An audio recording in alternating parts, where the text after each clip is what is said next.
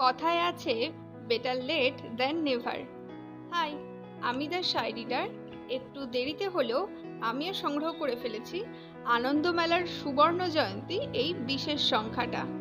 মণিমাণিক্যে ভরা এই বিশেষ সংখ্যাটায় রয়েছে কালজয়ী সমস্ত লেখক লেখিকাগণের বিশেষ বিশেষ সৃষ্টি। লীলা মজুমদার, আশাপূর্ণা দেবী, সুচিত্রা ভট্টাচার্য, নিহার রঞ্জন গুপ্ত, বিমল কর, প্রেমেন্দ্র মিত্র, সঞ্জীব চট্টোপাধ্যায়, শক্তি চট্টোপাধ্যায়, এই সমস্ত লেখকের একের পর এক অনবদ্য সৃষ্টি রয়েছে এই বিশেষ সংখ্যাটিতে। কোনটা ছেড়ে কোনটা বলবো আমি রীতিমতো কনফিউজড। এই গল্পগুলো যখন যখন আনন্দমেলাতে প্রকাশিত হয়েছে ঠিক অবিকল হুবহু প্রতিচ্ছবি তুলে ধরা হয়েছে এই সুবর্ণ জয়ন্তী সংখ্যাটিতে। বইটার মধ্যে একটা অদ্ভুত ভিনটেজ ভাইব রয়েছে। প্রত্যেকটা পৃষ্ঠায় অঙ্কিত প্রচ্ছদগুলো সত্যিই নজর কাড়ে।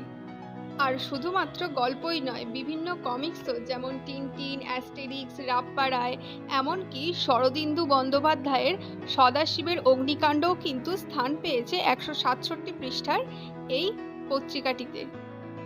শুধুমাত্র গল্প আর কমিক্সই নয়, রয়েছে তৎকালীন প্রচ্ছদসহ বেশ কয়েকটি কবিতাও। এছাড়া রয়েছে শীর্ষেন্দু মুখোপাধ্যায়, জয় গোস্বামী এবং সঞ্জীব চট্টোপাধ্যায়ের মতন বিশিষ্ট লেখকগণের স্মৃতিচারণা, এবং বেশ কিছু সুন্দর সুন্দর পুরানো বিজ্ঞাপনও কিন্তু তুলে ধরা হয়েছে এই বিশেষ সংখ্যাটিতে। এই পত্রিকার আর একটা জিনিস আমার খুব ভালো লেগেছে, সেটা হলো বিগত 50 বছরের বেশ কিছু বিশেষ বিশেষ সংখ্যা দিয়ে সাজানো হয়েছে এই সুবর্ণ জয়ন্তী সংখ্যাটি।